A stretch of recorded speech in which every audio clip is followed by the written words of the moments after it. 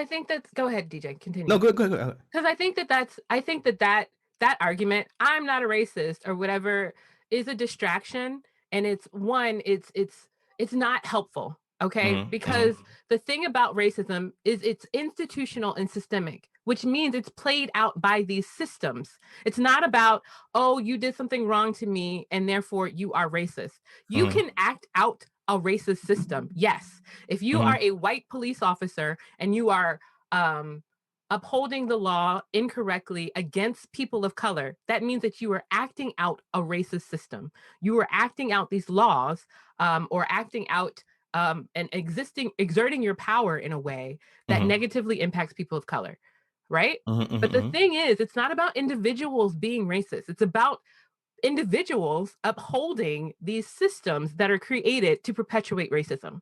So to say that, oh, well, I'm not a racist, so I'm not the problem. You're the problem because you're saying that, because you're not recognizing that it's these systems that you're benefiting from that you don't want to have change. Because what happens is when the conversation gets shifted to the individual, we lose focus of what the problem is. So when people are bringing up this, I'm not a racist, because they're so fragile, that's actually violent. That goes back to the whole white violence thing. Because the conversation is not about one person acting against another person. It is but on a macro level, because it's about the system. If we think about the founding fathers of this nation, the ones who wrote the Declaration of Independence, the ones who wrote and signed the Constitution, they did not have my black ass in mind. Okay, they didn't. No, they didn't. Hey, you guys. I was looking for a website to house my RSS feed, and luckily I stumbled onto this website called Anchor. It's really easy to use. Within a few minutes, Anchor got my Google and Apple podcasts updated, and a bunch of others too. I also found out I can create my podcast there as well. So be sure to use Anchor.fm. That's ANCHOR.fm. Anchor is amazing. Welcome to episode 13 of Breaking It Down with DJ and Courtney. Yes, 13. Lucky 13. If you're new here, or if you already know the drill, we like to start each episode with a segment called What's Still Cooking, and that gives DJ and me an opportunity to highlight anything that we may have watched, read, or seen that might still be lingering on our minds. And for me, Florida released genetically modified mosquitoes in hopes to reduce the spread of disease. So there's a biotech company called Oxitec, and along with the Florida Keys Mosquito Control District, they've launched a project in the Florida Keys to reduce a certain species of mosquitoes. The hope is that the program will help in reducing the spread of deadly disease like dengue, yellow fever, and Zika. And they have released genetically modified male mosquitoes that will pass on a gene during reproduction that kills female offspring. So the female mosquitoes are the ones that do the biting. Really? Yeah. This is the first program like this in the United States, but similar programs have proved beneficial in Brazil, Panama, the Cayman Islands, and Malaysia. I think that's a good thing, because Lord, I hate mosquitoes. I do too, but I never would have thought of genetically modified mosquitoes as a cure, or like as a problem solver. Like a Hollywood movie can go wrong with. It actually sounds like another Black Mirror episode. There was one where they had like these stalker bees or something like that. So, I can't remember what that episode was called, but Black Mirror is now our life. Yeah. The other thing that was cooking for me is the return of Bennifer. So people may remember that recently Alex Rodriguez, also known as A-Rod, announced that he and Jennifer Lopez had dissolved their engagement and that they would be, in quotes, better as friends. A short 3 weeks later, Jennifer was spotted with another ex-fiance, Ben Affleck. Wow. They were spotted vacationing together at a resort in Big Sky, Montana. According to Cosmo, A-Rod isn't happy about this news. He was actually hoping that they would have a chance to reconnect. But Matt Damon, who is Ben Affleck's best friend, apparently supports the reunion and wasn't so happy about Jennifer Gardner and Ben's coupling. I Yeah. wonder if she has a mean streak or something, huh? Serial monogamous, that might be something she would be called. I don't know. Well, you know what? I love Jennifer Lopez. I love her movies. But I'm out when I first heard this story, like, could she just like put that pussy on ice? Ooh! I mean, damn. It's like I mean, more power to her. If it's love, then good for her. But yeah, it made me look at her a little sideways, like, what's going on here? Yeah. Like, get to a therapist, girl. Oh. Okay, DJ, let's move on. What's cooking for you? So and I love Jennifer Lopez, by the way, so there's no hate towards her. Girl, do your thing. But I visited North Carolina last weekend for Mother's Day, and we had an event for the mothers of the family at a cousin's house, and he mentioned that he would listen to our last episode. Oh wow! Hi, cousin. Hey, cousin Linnell. I really appreciate the holla. And he said his story about Young Thug and Gunna, how they paid it forward to prisoners who couldn't afford their buns, and they got them out, right? By paying their buns, and he was agreeing that our current prison system is just another form of modern slavery. Absolutely. So people are listening. And if you are listening now, be sure to subscribe, like, comment, and share. That's right. Yes. So have you ever heard of the foreign accent syndrome? No. It's a rare phenomenon where it's characterized by a person experiencing a new accent from some other part of the country or from other distant country without ever having to travel abroad. And there has been over 100 cases that has been published. So a Australian 27-year-old woman named Angie Yin, she's never been to Ireland, and she woke up from her surgery and she had she's Australian, and she woke up with an Irish accent. Wow. Yeah, and and her Brisbane dentist, which is Brisbane is a city within Australia, said that this is what happened. He was there when she woke up out of her anesthesia, and she had this British accent. They say as you Irish, trick, Irish accent. And wow. I'm thinking a little bit Irish right now, probably more Ebonics, right? In Paris so usually what happens is a person may have some brain damage, or they something happens to the brain where it causes this, and it happens overnight. But she never had a stroke. She didn't fall. She didn't have any brain damage, but she has had her tonsils removed. And so she started to create a TikTok page. We'll leave you the link in the so she can bring awareness to the foreign accent syndrome. And so we'll leave you the link to that. So now, how about you? If you woke up sounding like the Queen of England, how would you react to that? I think I would love that, because I'm awful at accents. But I love the British accent. Like, if I could have, I'm gonna risk it. I'm gonna try it. I'm gonna try it. Good day, mate. Isn't it good day? Like, if I could swap, I can't do it at all. Like, but have some crumpets, Courtney. Like some tea and crumpets. I can't do it. A glass of water. Have a glass of water. Yeah, Courtney. I can't do it. So I would be delighted. I would be delighted. It would be delightful. I would love a Jamaican accent. No, I don't know if the world is ready for that. I don't think the world is ready for you to have a Jamaican accent. Call me now. Oh, no.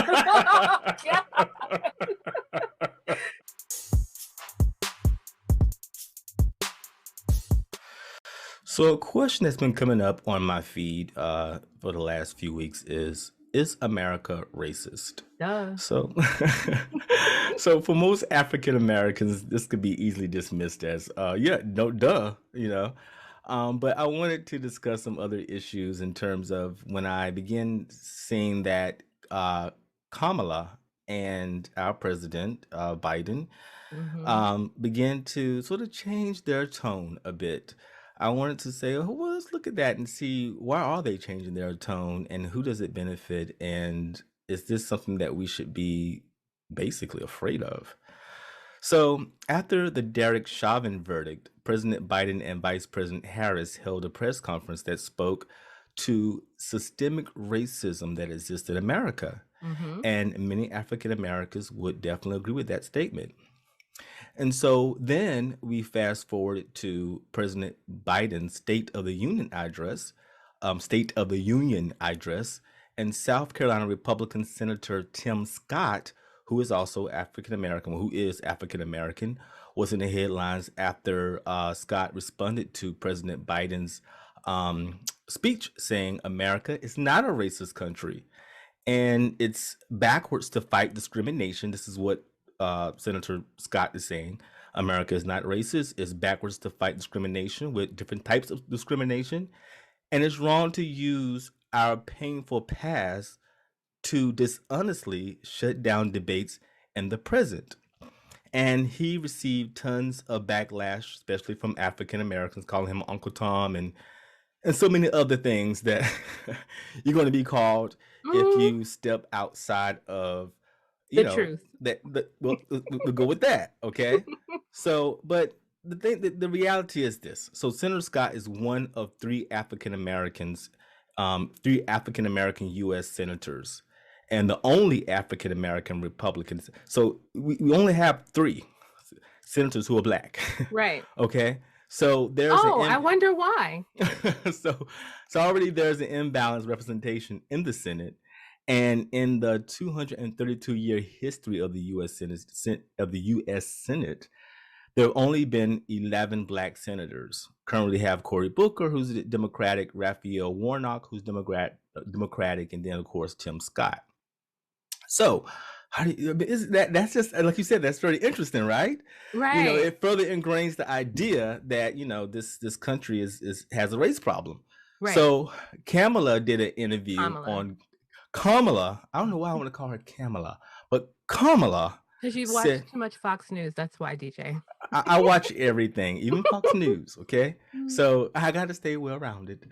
And during an interview on Good Morning America in response to Senator Tim Scott's comment, Kamala agreed with America, saying that America is not a racist country, but the nation must speak the truth about its history with racism, which seems sort of kind of like you're going back. You're saying one thing. You're saying the same thing without saying it.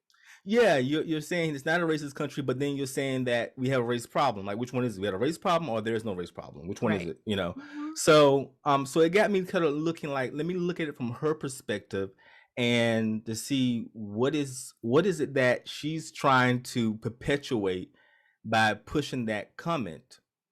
So what do you think? Why do you think Kamala and President Biden are changing their tone from saying that we have a systemic racist problem in America from America isn't racist? Before I even answer that, I need to make it known and clear that America is racist.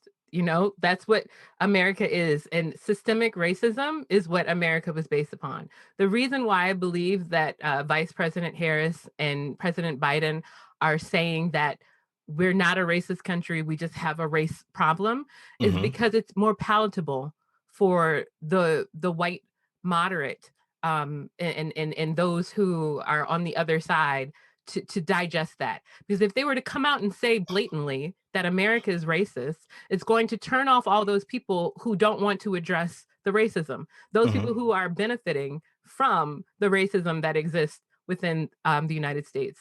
And so as leaders, and they're trying to lead the whole country, like they said, and they're campaigning, they don't want to say anything that's going to off-put people. So I feel like, it's politics. That's all that is. It's just politics. It's also bullshit, because America is racist. You think they got a lot of backlash from that comment saying that America I don't know. But like, if we look at what institutional racism is, systemic racism, it's embedded through laws within society or an organization that can lead to issues such as discrimination in criminal justice, employment, housing, healthcare, political power, and education, among other issues. Yeah, So I if agree. that's what it is, and then we have the outcomes of that, how can you then say that America is not racist? Well, one thing that I agree with you definitely on is that we need judicial reform. We need law enforcement reform because all the things that just been happening the last couple of years, and these things been going on for many, many, many years. This is the first time that we really put a spotlight on it, where the Right. press has put the spotlight on it. Mhm. But these things have been going on for a very long time, and then qualified immunity, just needs to be taken away from taken out of our laws, Right. and stop crowding our prisons with black men for small crimes. These are all things that perpetuate the idea that America is racist. That's just the black community. I haven't went into Mexicans and other foreigners either. So that perpetuates the narrative that America is a racist country. But when we say, I do have to look at, when we say that America is a racist country, I want to be clear to say that every man, child, infant, cat, dog in America isn't racist. I But think that's go ahead, DJ, continue. no, go ahead. Because I think that argument, I'm not a racist or whatever, is a distraction, and it's not helpful. Okay, because the thing about racism is it's institutional and systemic, which means it's played out by these systems. It's not about, oh, you did something wrong to me and therefore you are racist.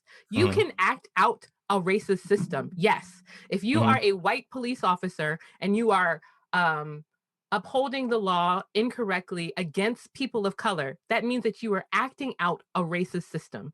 You are acting out these laws, or acting out and exerting your power in a way that negatively impacts people of color, right? But the thing is, it's not about individuals being racist. It's about individuals upholding these systems that are created to perpetuate racism.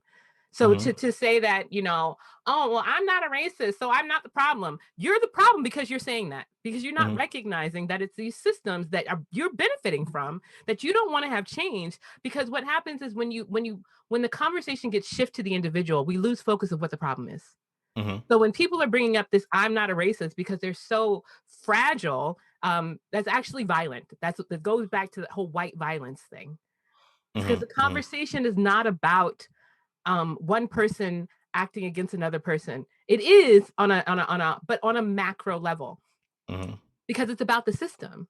If we think about the founding fathers of this nation, the ones who wrote the Declaration of Independence, the ones who wrote and signed the Constitution, they did not have my black ass in mind. Okay, they didn't. No, they didn't. No, they had my people in chains.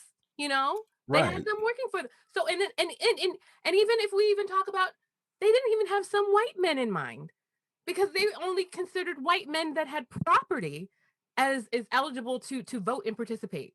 Right, So, right. I mean, all that's true. I'm just saying, but I mean, America definitely was born with plenty of with birth defects. I mean, we know that, Yes. right? But how do we move away from that? I mean, I'm not looking for an answer for that, because that's a form in itself. How do we correct this issue where a country that we live in was based off of you not giving everyone equal rights, and now you're trying to recover from that and having the most difficult time in history that's ever been recorded, trying to move from that.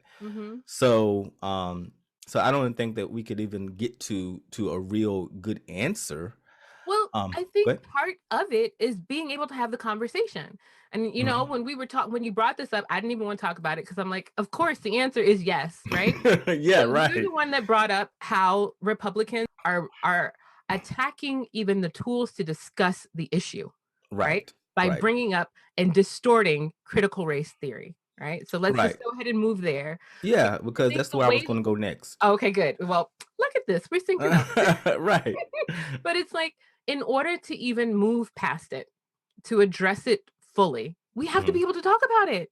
Right. Yeah, I totally agree. We have to be able to talk about it, but when we say things like America isn't racist, I think that that even shuts down the conversation so that we can have a deep conversation about the inequalities, because we want to continue to whitewash, the truth. And that's when it comes to critical race theory. I'm not totally in line with critical race theory, but the reason why I think that it's such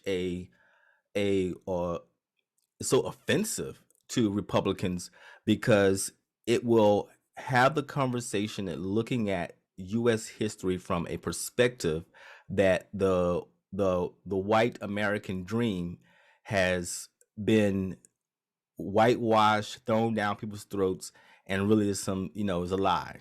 And God forbid we do that, right? So that's the reason why there's such a hatred towards that concept and that idea. I don't know why you would be against critical race theory. And no, for not those against who don't, it. well, not against it, but you said you said something about like you're not totally on board. Right, exactly. Right. So, but okay. So just for those people who are listening who may not understand what we're talking about when we say critical race theory, it's an academic movement of civil rights scholars that was sort of birthed in the 70s, the mid 70s. And it really takes a critical lens to examine the law as it intersects with issues of race and challenge mainstream liberal approaches to racial justice. So it's looking at it's looking at certain systems, the systems that we know where racism lives, and examine them for that, right? So it pushes people. And I think, I get it. I am someone that has certain levels of intersectionality of oppression, but there are also forms of oppression that I don't experience, right? I'm a cisgendered woman. I don't experience oppression from being trans, right? Right. So I understand that for me to be inclusive and understanding and working to bring forth a world where trans people are safe and equal, that means I have to do some work, right? There are some biases and some things that I have to unlearn, right? And the same is true for those people who don't experience racism. And I think this pushback is about not wanting to do that work. Oh yeah, scary work. That's very scary to do that work. To look at, say, because what critical race theory, what it makes the individual do when you're looking at it, is it has to look at the human condition. And I think we had discussions about this before about, I don't believe we're born racist, Right. but we are born with fears, and we're born to be competitive, and we're born to look at the differences and have preferences. And when you're mixing all that into a bucket with fear, then you're going to come out with some prejudice and some racism and bigotry and all the other nastiness stuff, all that nasty stuff that goes in together when you are putting that. And then you got the laws of the land are also promotes that too. Yeah. So when you start unpacking all of that, people get very defensive. Absolutely. Because they're saying, okay, I don't want to look at that because it could demonize me and the people who came before me. Right. Exactly. It's taking away, I remember I talk a lot with a good friend of mine about religion, and like he has a different view of religion, especially Christianity, and we share it. But he's learned that you can't take people's Jesus away from them. And it's the same thing. Oh, no. People have this idea about what America is. And it's been, and critical race theory challenges it, right? It challenges it. And people don't want to let go of what they thought this country was and what they've been told this country was, even though it was all a lie. So people don't want to embrace the truth because they're holding on to this dream. And the thing is, this is my breakdown. The thing is, if people were willing to let go of the lie and actually do the work, this could be the America that they dream of. I agree. They have the backbone to do that. And this may not be the era for that, but the Senator Tim Scott doesn't speak of the experience of most African Americans. This is my breakdown right here. Okay, all right. So Senator Tim Scott doesn't speak of the experience of most African American people. He rather speaks of a certain class of African Americans that he speaks to. Instead of using this time to have a difficult conversation, Tim, Joe, and Kamala would rather... Kamala. I'm going to get that name right eventually. Maybe after her first 4 years, right? After she becomes president, I'll get it. Would rather skip over America's ugly history and continue whitewashing America's deleterious U.S. history. The reason why we have so many racial issues in this country is because we would rather keep people comfortable amid this country's alarming reality. I do think the question, is America racist, is a loaded question, but it's not about the question itself, but it's more about why the question has to be asked. When we look at America's past policies and even our current policies and the many places this country needs to reform, when we need to be asking questions like about racism, because if we're not willing to take on racism head on, then we're basically chasing our tail. Absolutely. Well said. Yeah. Well said.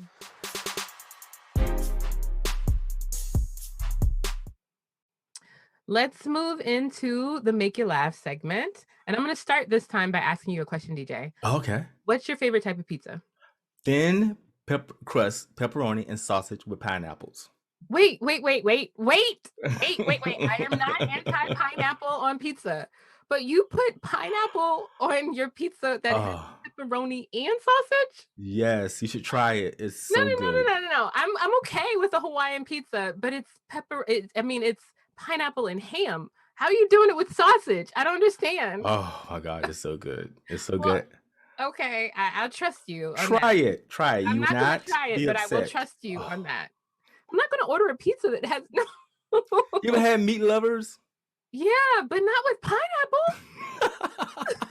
Anyways, that wasn't even the segment. So let me move into it. I love Neapolitan pizza, actually. And there's a really great spot in DC that does it really well. Menomale. They just opened a location in Noma, but they have one, it's in Brookland.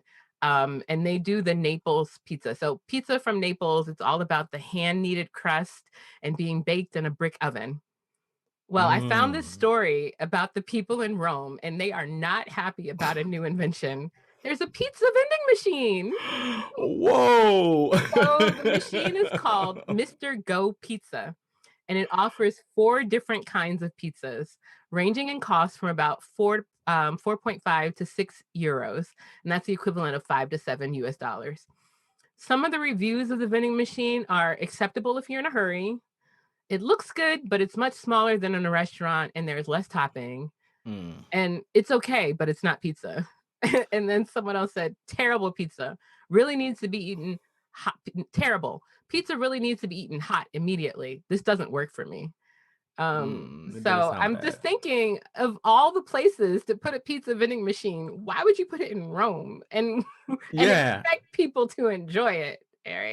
Right. That's like you're like asking for failure right there. Right. But I thought that was hilarious because people are really they should put it near a college. And exactly. That's the place you would put something like that. Yeah. Well, I love pizza. I don't eat it nearly as much as I used to, but growing up, I would say that pizza was my favorite food group. Mine too. I would tell you a funny story. I'll tell you a funny story about well, actually, I give myself permission if I can tell this story, but I'll tell it one day about pizza. It's really good. Right. Where's the best pizza you've ever had? The best pizza I ever had is a place in North Carolina called Pizza In there, and it's only in North Carolina. It's the best pizza I ever tasted. Really? In the United States. I mean anywhere. Anywhere. Oh, I was in Croatia, and that's when I was visiting. I was in the military, and I went there, and it was handmade. Everything was done by hand. The cheese was the best cheese I ever tasted in my life. And it was made in the oven, that little stone oven thing. Yeah, it was just so good. Yeah, brick oven pizza is the only way to do it, man. It's the only way. Yeah. If you go to a chance to get to Croatia, which is like it's beautiful, $15,000 just to get to from here, but it's definitely beautiful. Yeah. All right. Well, let's keep on moving.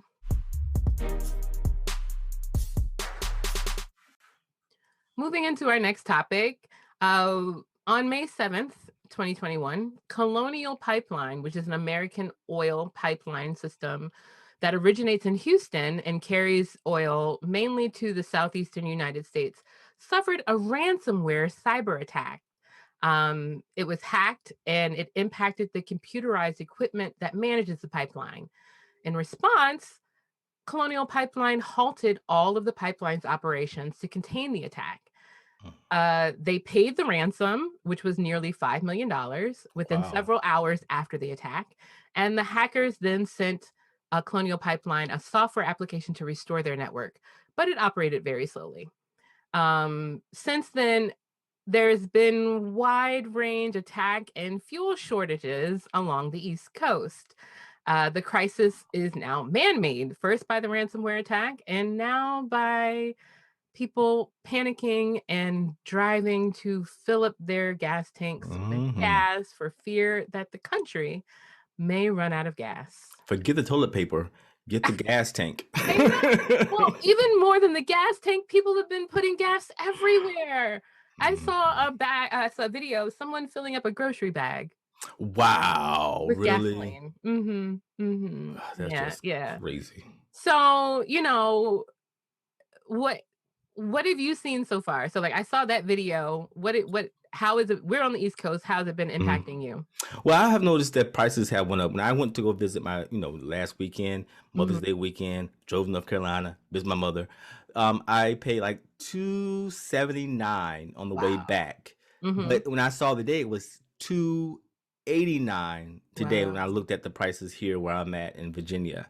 So the prices have jumped drastically, just like 10 cents within just the last week. So I'm quite sure that's going to cause frustration with people. But I haven't seen the long lines here in Virginia, but I have seen the fights that have been breaking out on social media. Oh, okay. Yeah, I had been really busy and working, and I hadn't gone anywhere that I needed to fill up my tank, but it was time to fill up. I usually never let it get this close to E, but so I had to go to the gas station on Thursday. So yeah, I had to go on Thursday. And the place where I usually get gas, there's usually long lines anyways. I go to one of those warehouse stores, but they had the cones, so you had to like wait in line through the parking lot to sort of mitigate the traffic. And it wasn't that bad. It was just almost like a normal flow, but I think it was because of the time of day I went. But I did notice the price was higher. Like it was almost $40 to fill up my tank, and I haven't paid that in a long time. Wow. And I think there was one, it was like $3, and I was like, wow, I haven't seen those prices since Bush was in office. And then on my way home Thursday, there's a gas station closer to me, and it was full, and there were cars parked all the way down the road. Wow. So people are getting gas, and I don't know if for me, I went because I had to go because it's like, normal time to go, but are people really in this bad need of gas? I mean, no, I don't think so. I think it's just like the tissue, toilet paper, and the paper towels and the 409. Have you went there and grabbing all that stuff? I think it's the same attitudes. Like America has obsession with lack and scarcity. No? Yeah, absolutely. Do you think that after the supply is restored, that the gas prices will go back to normal? Yeah, I think they will go back to normal once the news begin to say that things are back to normal. But my question is, what would they push next? What will be the next button to get people riled up next? Yeah. That is a good question. I saw there's a couple of articles or opinion pieces that were being written, and one of them, it was in the Washington Post, and it says the gas shortage is another recent example of Americans making things worse for one another. And it's just like I don't understand. I mean, I get it because the news is just pretty much fear mongering. That's all they do. Right. Like when I was at my parents' house for Mother's Day and they had the news on, I don't watch any news coverage. I read all the news I get, I read it because I can't deal with all of that fear being pumped into my home, Right, exactly. I mean, to me, it's like I would rather pick and choose what stories I want to, tune into instead of having it all sort of thrown at me. Yeah. Just to get me riled up and then, you don't really know what happens after that. Like you hear a horrible story, then you're like, what happened? Nobody, and there's no follow up at all. Right. But to the other to the other part of the actual story, not just the response, but what caused it.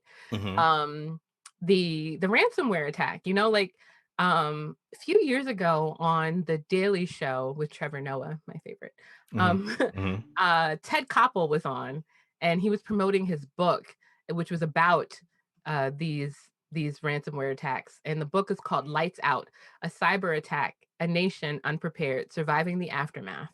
And what he was pretty much saying is that it's not a matter of if, but when this country is going to experience like a mass either electrical outlet or outage, because so many of our systems are based in like cyber technology, and they can be hacked, and like they have been hacked. We just have been lucky enough that we haven't experienced the detriment. So like I understand people needing to be prepared, but I mean, I don't know. And like we saw what happened in Texas recently when, their electricity went off the grid and they didn't have power, and like, and Ted Cruz went on a vacation. Right. And how can we forget? Right.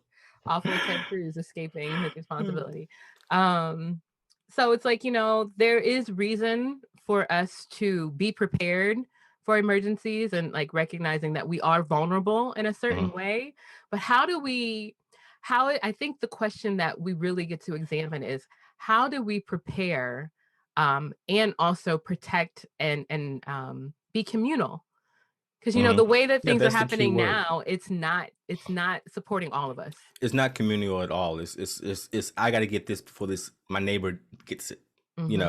And that's the sad thing. I think that all this shows me is that I'm going to run down, get much gas as I possibly can, even more than I'm probably actually going to use or need, so that the next guy doesn't have it. And it's so crazy because there's a part of me that says this is not even real. That a lot of folks that are out there that are saying that this is a real issue, and it's not a real issue. So most people are working remotely. So what are you what are we doing? Why? I mean, the world is opening up some, but why do you don't need all this gas? Right. And Charlotte is asking the citizens to work remotely because it's one of the cities that's been hit, I think, a little bit harder than a lot of other cities. So, and I don't know how well that's working in terms of, are people listening to that and saying, I want to work remotely, or I'm going to go out there and fight for this gas in the street. So, and then you have social media that's compounding these stories of people, and showing there may be probably several lines out there, and you saw them as well, the lines that are out there for people getting gas. But I can see how that can be compounded, and even go back and find old stories and pictures and things and post that as if it's new stories, just to get people riled up. Really? Wow. I mean, yeah, thinking about it, just thinking about how the media, because this is before social media, but I remember, I don't know how old I was. Maybe I was in middle school, but it was the Christmas when the Tickle Me Elmo was a toy. Oh yeah. Right? And like people were like fighting each other, like fist fights. People were getting arrested in Walmart over Tickle Me Elmo, right? Yeah. And so it's like, that is something that we are not unfamiliar with. That whole mob mentality, that scarcity, like you said, that scarcity mindset is something that's very much baked into consumerism. But in terms of like actual essentials, how do we shift the narrative or shift our approach to being prepared? Because really, if you think about it, if there's a crisis and your mindset is, I have to secure everything before someone else gets to it, you're actually making yourself a target. Right? Yeah. Wouldn't it be better if everyone had what they needed? So like, how do we get to that point where we recognize that it's useless to hoard in that type of way, and that the principle of Ubuntu, of togetherness and making sure that we all have it, is actually what's going to ensure our survival. Yeah, that's key. But Americans don't have that. It's I win, you lose kind of mentality instead of a win-win situation. You know, we don't have that any longer. We've lost the sense of community, and it's no longer it's, and even if I was out there to say I'm getting this for my family and for my brother's family, my sister's family, so that we can have these things, but it still seems to be not thinking about society as a whole. And that's what we sort of lost sight of, you know, that if we can't watch out for each other for a whole, then as a whole, then everyone loses in the long run from that kind of mentality. Yeah, and you know what? If you look at it, you can see that everywhere in our society, and at every level, you see that playing out. Um, and but I will say that if you also look for the other thing, if you also look for evidence of community, you will see that. You have to look a little bit harder, I think, Yeah, you know, but I it's feel like the there. little poem says, no, look for the not the angels, but it's a wonderful poem that I think it came from Mr. Rogers, I believe. And he was saying, you know, look for the helpers. That's what he says. You know, look for the helpers whenever you see dysfunction in the news. You know, there's always somebody out there helping and doing the honorable thing. So, you know, you got to try to look for that. Mm-hmm. Well, hopefully we're helping people by giving them something to talk about, to share with people while they're waiting in the gas station. Yeah, listen to our Like, podcast yeah, when do you're you really waiting. need gas? Do you really need gas? Maybe you should go home. Maybe you shouldn't put it in this garbage bag or this grocery bag. Yeah, maybe it's just not that important today, Mm-hmm. you know. So, Right. yeah. And scarcity is it's just it's mindset, and it's not true. Like, It's not we real, live in you know. such an abundant um planet. Country, yeah, abundant Yeah. planet, but we have to tap into that, you know. I'm gonna get into my unity spiel. You know, Unity Church. So what's your breakdown? Um, my breakdown is we do need to recognize our vulnerability with our relying on technology and how insecure that is. I will say that we do need that. Everyone should have the minimal things that they need at home to survive if we aren't able to leave our homes, or if we, have a natural disaster, right? Those Hmm. things are inevitable. It makes sense to be smart. But scare city is not where we need to Scare reside. city, I like that. Their Yeah. city is not where we need to reside. Hmm. And I would just urge people to to be critical in their consumption of news. And um, yeah, just Hmm. that's my I don't really have any more to say than that. Yeah. Hmm. Well, I think this is another case that shows how technology is advancing, but our consciousness is trailing far behind. Hmm. And that's the scary thing when I think about you know, about how technology is so great and we love it, but then I look at how we're moving forward, but we're still getting this dumb stuff happening, you know, Yeah. along with it. So, you know, it's great that we got the pipelines, we have all this technology that can do all these wonderful things, but then somebody comes along and just do one effed up thing to a system and everybody goes nut crazy. So Hmm. this is where we have a problem, Yeah, you know? absolutely. So, yeah. Yeah. In our effort to bring you light, optimism, and hope, we have come to the Inspire segment of our show. So I wanted to shine a spotlight on a child prodigy. Tani Adewumi is this child who has a golden smile that will melt your heart. He's been playing chess for less than a year when he won the 2019 New York State Championship at the age of 8, beating Wow. out 73 other children undefeated. Whoa. Tani says he found his love for chess while playing with his brother while living in Nigeria with his family. But in 2017, Tani's family had to flee Nigeria, Hmm. being threatened by a religious terrorist group called Boko Haram. Haram, who vowed to kill them. Hmm. At the time, Tani's father was running a printing business in Nigeria until the day he refused to continue working with those terrorists. Then the terrorists showed up at their home and intimidated Tani's mother. Ultimately, in 2017, Tani's father uprooted the family and relocated to the U.S., in Texas seeking religious asylum. Eventually, Tani's family landed in Manhattan, homeless, living in a homeless shelter. And in the 3rd grade, Tani joined the chess club. And once the coaches saw his drive and his determination and what he had learned from his family, that drive and determination that they had to get out of Nigeria and get to America, they began to really work with him to train him because they saw that he had the ability to be great. Isn't that amazing? That's awesome. And this guy has such the awesome smile. And I saw a few interviews with him that reporters had done, and he still has that child mentality. It's not like he's talking to these giving you all these big words. He's just talking like he's a little kid. He hasn't lost that childlike sensitivity. So a GoFundMe page was created in 2019 to help the family, which exceeded over $100,000. Wow! And I love it when Tandy's mother says she's just so proud of him, her son. And so this year, Tani defeated an international chess master. He also defeated the national chess master, and he is the youngest and the newest chess master. The U.S. Chess Federation named him the 28th youngest person to achieve the rank of chess master.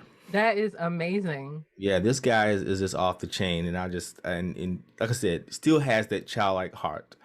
So he has a book too. Oh wow! Yeah, he has a children's book called Tani's New Home: A Refugee Finds Hope and Kindness in America, and it's currently on sale on Amazon, and we'll leave the link in the show notes.